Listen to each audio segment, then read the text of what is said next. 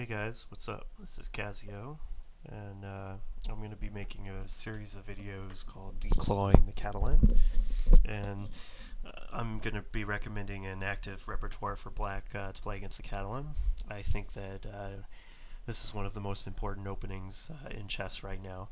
Um, you see it a ton at the Grandmaster level, and one of the reasons I thought this series would appeal to a lot of players is because regardless of if you play the Queen's Gambit Decline, like so, you'll reach a Catalan position. But in addition, if you play the Nimzo Indian and they play g3 on move 3, well, then you're also looking at a possible Catalan. And unless you want to play bishop b4 or c5 or something, then you have to be willing to play against the Catalan. So a lot of players need something in their repertoire as an answer to the Catalan. So I'm just going to go through and kind of explain my repertoire. I've done a lot of research on this opening for black, tried a lot of different things, and I think the system that I have is pretty good. And I'm going to be presenting a lot of novelties, so this series of videos is not just going to be regurgitating current theory, and I mean, I am going to regurgitate theory because that's, you almost have to, but I'm going to be recommending novelties in almost every one of my lines, and I can't take full credit for the novelties because obviously you work with a computer, and the computer is the one that shows you a lot of the moves. But I think these novelties are pretty good, and so I'm going to share them with you guys. So since I'm not a grandmaster, I don't have to sit on my novelties or anything, and it's doubtful like white players would have seen this at any rate if I played against them in a tournament. So I'm going to recommend this move a6. So what's the point of, I'm going to recommend taking the pawn and then playing a6. So one of the main points of this move is to be able to guard your c pawn with b5 and greedily hang on to it. And this leads to very imbalanced positions where white will have an extra pawn on this side of the board, but black will have two extra pawns on the C, B, and A files.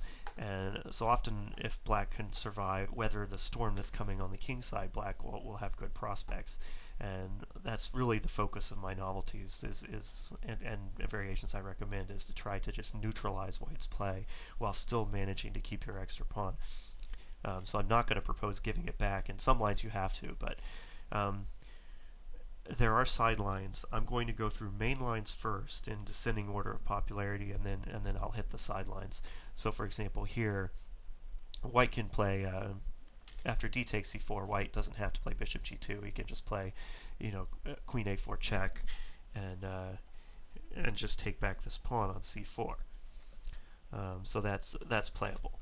But I'll go through that last. And then in addition, after bishop g2 a6, white has a major alternative in knight e5. This is an extremely popular move.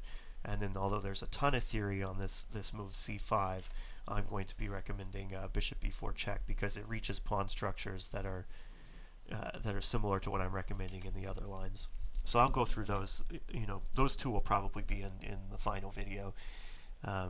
But first I'm going to focus on the main move, which is castles. So white's idea in playing bishop g2 and castles is that he's just ignoring this pawn for the moment, and now he's going to decide what to do.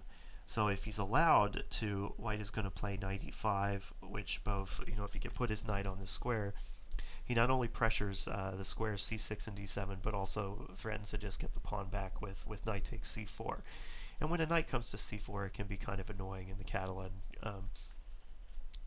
because both knights can then threaten to come to e5, and it just controls a lot of squares. So that kind of explains black's next move, knight c6.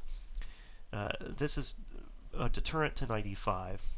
If he plays knight e5, we're not going to take on d4. That's too dangerous. I mean, first of all, queen takes d4, bishop takes c6 check is splat, and second of all, if we played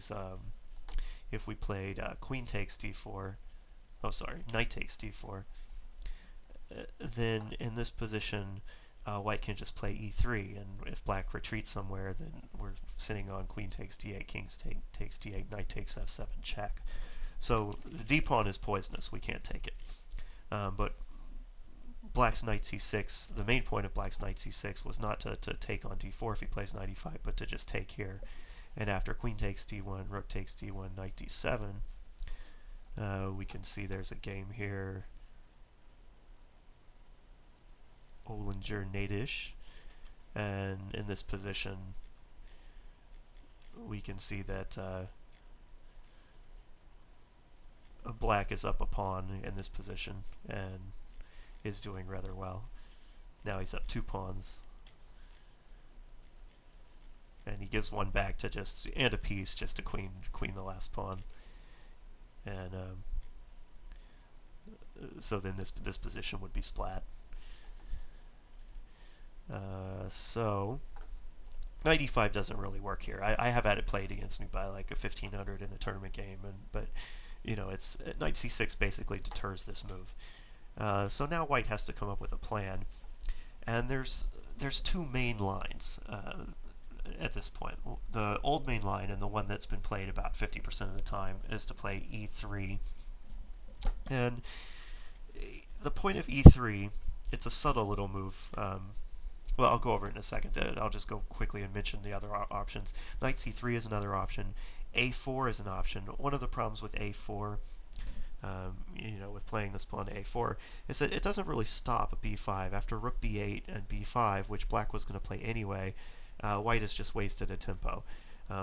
So in order to make it matter, the pawn kind of has to push on to a5. But at that point, you know, black can position to where he can play b6 with kind of the same effect. And if white plays a, b, c, b, then that's the c pawn that comes to b5, and it's not really clear what white's accomplished. So we'll look at those lines after the main ones. And then knight a3 is a sideline, so we'll look at those. But first I'm going to look at e3 in this video, and then in the second video I'm going to look at knight c3. So first let's look at knight c3 is what's recommended by Boris Avrukh in his Grandmaster Repertoire series, so we have to take it very seriously. So after e3, bishop d7, why does black play this move, bishop d7? Well, the first thing we notice is that black's plan, he would like to play rook b8 and b5. And indeed, if white just played a move like knight c3 here, then we might do that. You know, we might consider that. But yeah, in fact, that's our repertoire. If white plays knight c3, we will play rook b8 and you know, queen e2, b5. But that doesn't work here. Like, for example, if we play rook b8 here, the problem is white has this strong move knight f to d2, and this is obnoxious. I mean, first of all, it hits the pawn on c4, and so it's both attacking the pawn on c4 and it's attacking the knight on c6. So if we play a move like b5, then just bishop takes c6 check, and we're in trouble. So that's the main reason that black plays this move, bishop d7.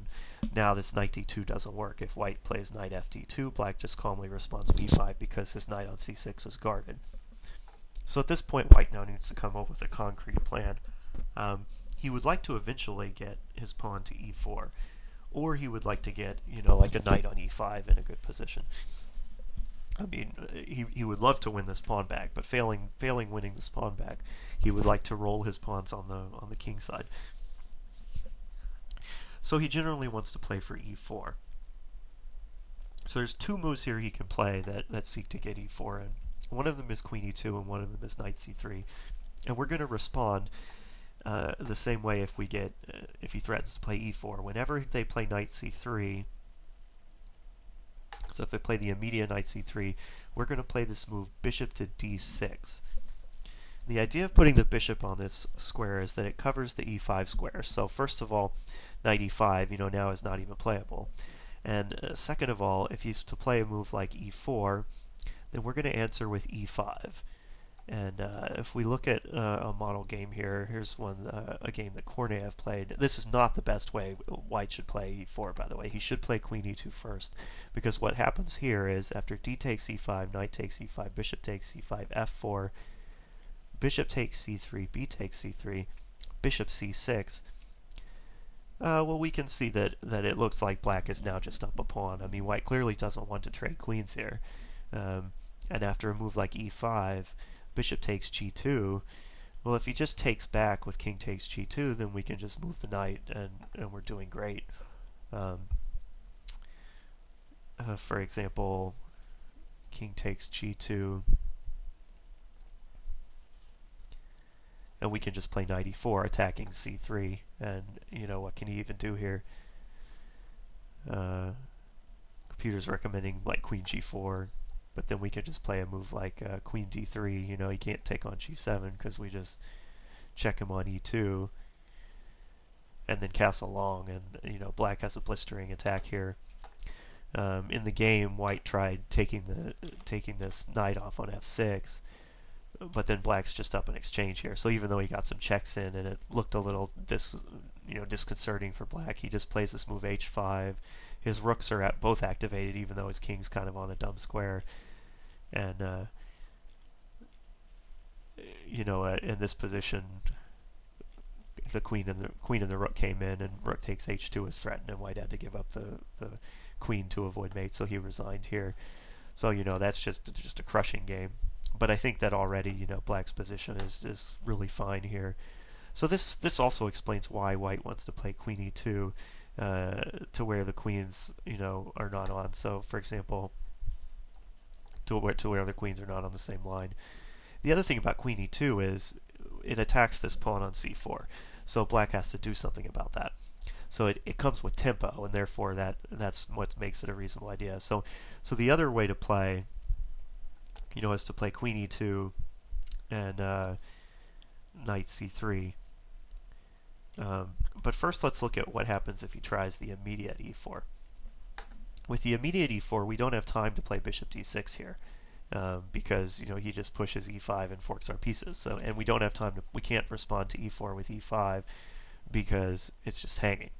So we would have to consent to playing bishop e7 here, but this is not so bad because white now needs a concrete plan. You know, if he pushes e5, then our knight just comes to d5. If he pushes d5, then we can just take it and play knight b4. And again, we've see a main strategic goal, which is to occupy d3 with a knight. And you know, we may also win this pawn at some point too. And these squares are all kind of weak. So in fact, knight c3 is the move that's usually played here, but this lets us play b4. And normally, you know, white would like to play e5 in response to b4, and he can here, but you know, our bishop is not on d6, so e4 doesn't carry with it the kind of threats that these kind of threats. So I may have done something wrong in this position.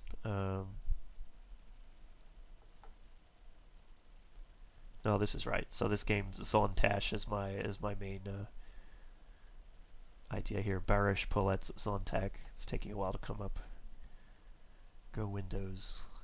You can do it. Okay, here it comes. So yeah, so this move e4, bishop e7, knight c3. Okay, sorry, castles, rook d1, and then b4, d5. E takes d5, knight takes d5. But this position, you know, is pretty good for black. Queen b8 to guard c7, and then queen b5, and we could see, you know, his pawns are really menacing here, and indeed he just started pushing them right away. Traded one. Now he has 3 against 1, so his c-pawn is very powerful. Traded some pieces. Gave up the c-pawn, but in this position, his rooks are now becoming very active, and he's winning pawns on this side of the board. So in this position, rook takes g2 was a really strong move here. And and he gives up indeed a whole rook here on d8, just because this line, you know, this check is so powerful. So after rook d7, king g6, there are no more checks, and he's just sitting in a monster discovery. There's no defense there. So you know, you have to play bishop e7 against queen e2 and e4, but it's not so bad. You know, it's you can learn to love those positions. And here, he's just not as well set up, you know. So the waiting for bishop d6 is generally the way they play it. So yeah, so I showed what happens if they go knight c3 and e4, and if they go queen e2 and e4. But what if they go queen e2 and then knight c3? This is the main line. Now you play bishop d6, and if they play e4, we're again going to answer with e5. Rook d1 is an interesting sideline, to which we're just going to respond with castles. And